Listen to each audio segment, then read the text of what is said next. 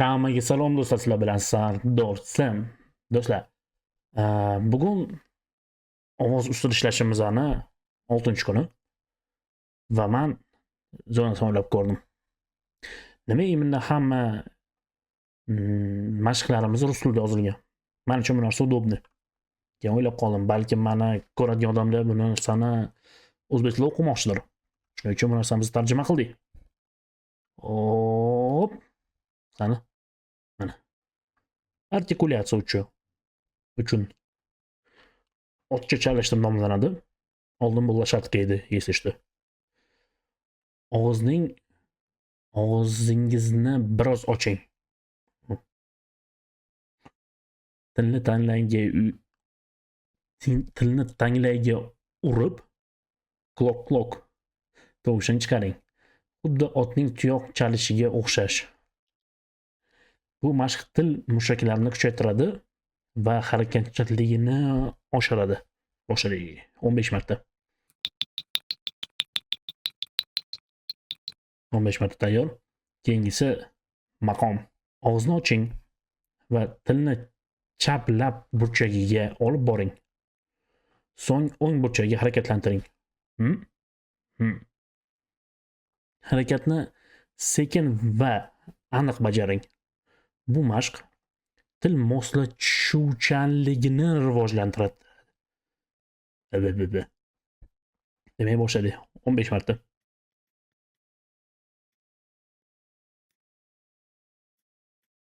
Trubka.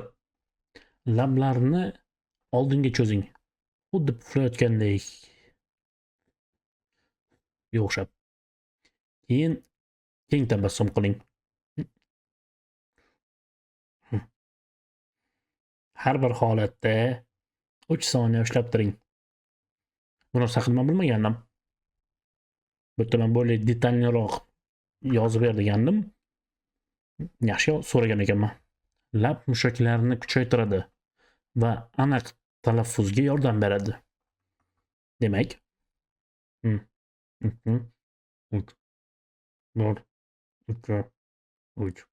shunaqa qilib 15 marta.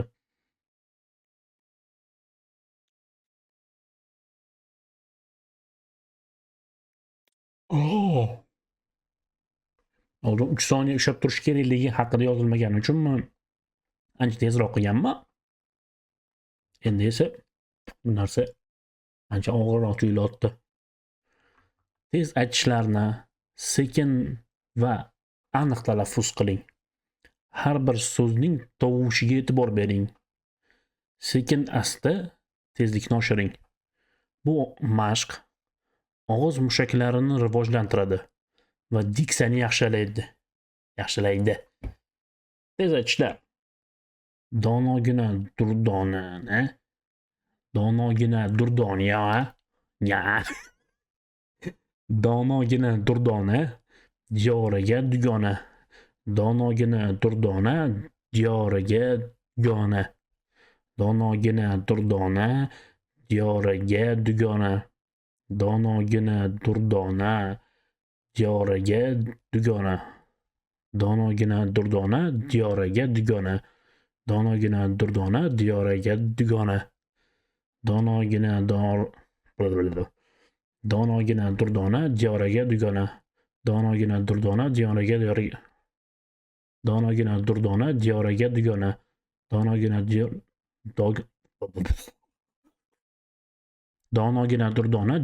dugona. Donogina durdona diyoriga dugona. Donogina durdona diyoriga dugona. Donogina durdona diyoriga dugona. Donogina durdona diyoriga dugona. Donogina durdona diyoriga dugona. Donogina durdona diyoriga dugona. Donogina durdona diyoriga dugonani. Donogina durdona diyoriga. Donogina durdona diyoriga dugona. Более-менее нормально. Дальше. Ovozni pasaytirish uchun mashqlar. Esnash. Og'izni keng oching va chuqur esnang. Esnash paytida tomoq mushaklari bo'shashadi. 5-6 marta takrorlang.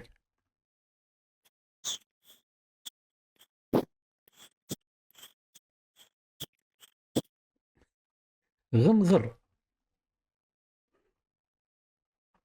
Oldin bu mычание deb ataladi. Oldin bu mычание edi. G'ing'ir. Og'izni yoping va tovushini chiqaring. Ko'krak qafasidagi tebranishni his qiling. Nafas tugaguncha davom eting.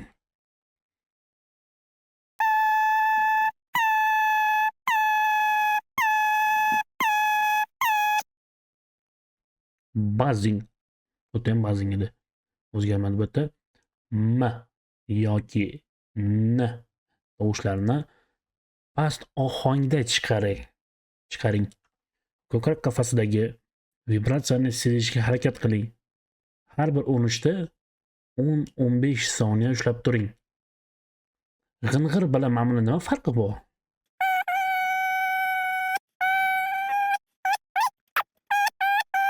Nafas chiqarishda gapirish. Chuqur nafas oling.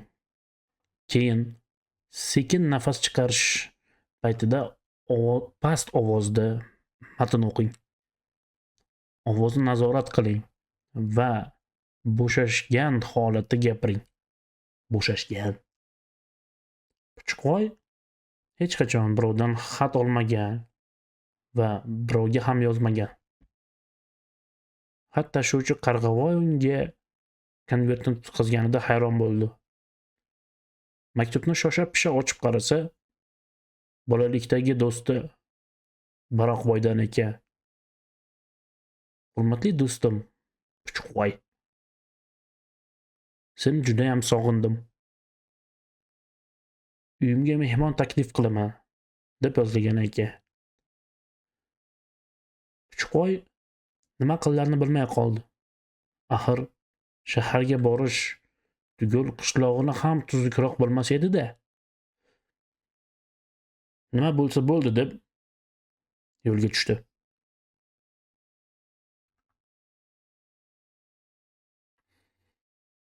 Ziyofat bo'lsa bir-biridan mazali taomlar bo'lishdayin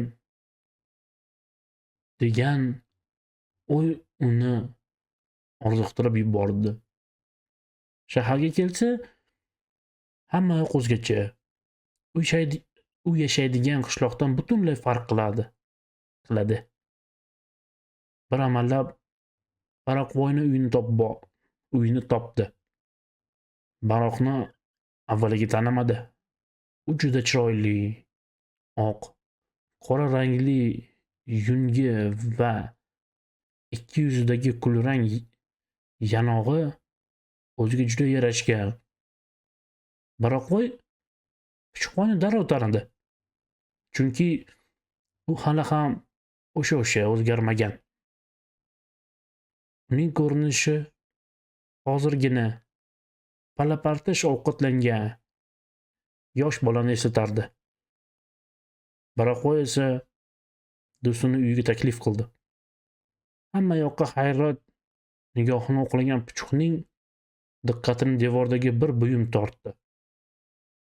Avvaliga qo'rqib ketdi. Sekin qo'l tekkazib ko'rib, nahot egizagim bo'lsa deb o'yladi. Axir bu oyna-ku. Bunda o'z aksing ko'rinadi xolos, deb kulib Baroqboy. Oynada o'z aksini ko'rganini bilgan Puchqoy uyalib ketdi. Ikki do'st mazza qilib mehmondorchilik qilishdi. Puchqoy uyiga otlanganida Baroqboy unga chiroyli oyna sovg'a qildi. Endi Puchqning ham o'z aksini ko'rsatadigan do'sti bor. Shahnoza Bahromjonova. Okey. По факту. Buni более-менее sal-pal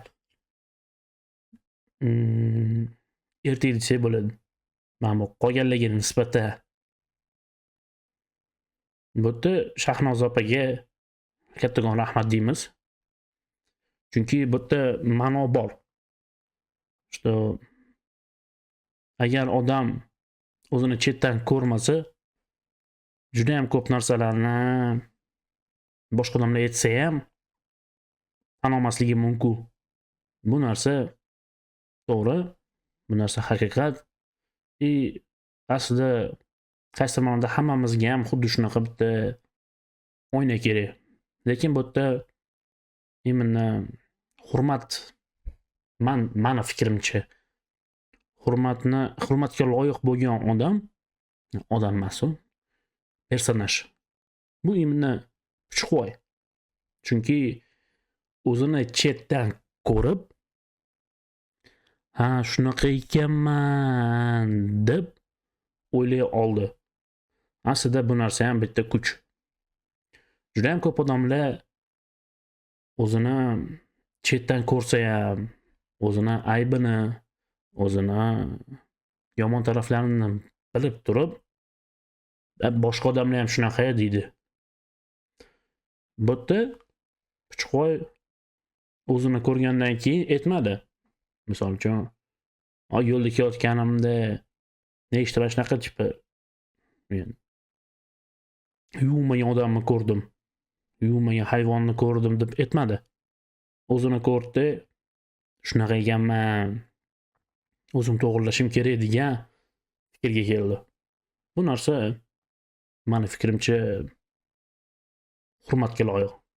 Ertaga o'qib chiqqanimizdan keyin savol paydo bo'ldi. Sizlarni chuqvoy kabi, cho'chqa kabi demayman-u, chuqvoy kabi kuchinglar bormi yo'qmi? Ya'ni agar sizlar o'zingizlarning kamchiliginglarni, sizlarni yomon tarafinglarni boshqa odam chetdan ko'rsatsa, ya'ni o'zingizlarga shu narsani, shu yomon tarafinglarni chetdan ko'rsanglar, sizlar u narsani tan ola olasizlarmi? Sizlar uni ustida ishlay olasizlarmi? Mani fikrimcha, ha, bu narsaga mani kuchim bor. Lekin har doim emas. Qaysidir xatolarimni tan olaman.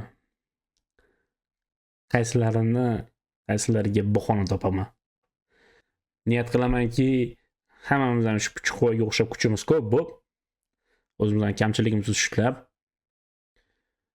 o'zimizdan har doim xursand bo'la oladigan odam bo'laylik. Hammaga barcha rahmat. Sog' bo'linglar do'stlar.